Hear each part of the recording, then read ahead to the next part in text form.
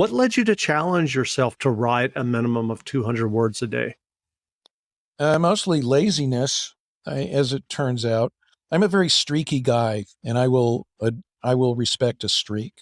So here's what happened. I graduated from UC Davis with my master's degree in 1990, and then I went back to the high school that I'd been teaching at and started teaching again. So I've devoted 2 years to this dream that I want to know more about writing. I sold my first fiction while I was at that program, and so I didn't want to waste it. Well, I'd heard that Stephen King wrote 1,000 words a day. It's only 4 pages if you double space. And I can write 1,000 words in under an hour if I'm on a roll, if I know where I'm going. And 1,000 words can fly off the fingers pretty quickly.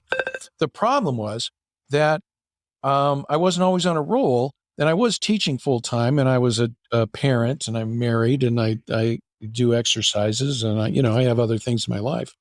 So if I got to the point in the day where now it's my time to write, and I didn't feel like I had enough time to do 1,000 words, I'd say, oh, screw it. I can't do 1,000 words. I shouldn't try. So I wouldn't do anything. And what this added up to was a lot of days with no writing. And Mhm. I'd get to the end of the year and I would add up my total number of words. And it was always embarrassingly short. If you're writing 1,000 words a day, that's 365,000 words, right? That's a good fat fantasy novel. That's 3 regular novels. But I was coming up with 40,000 words, 50,000 words. It was, and I was beating myself up about it.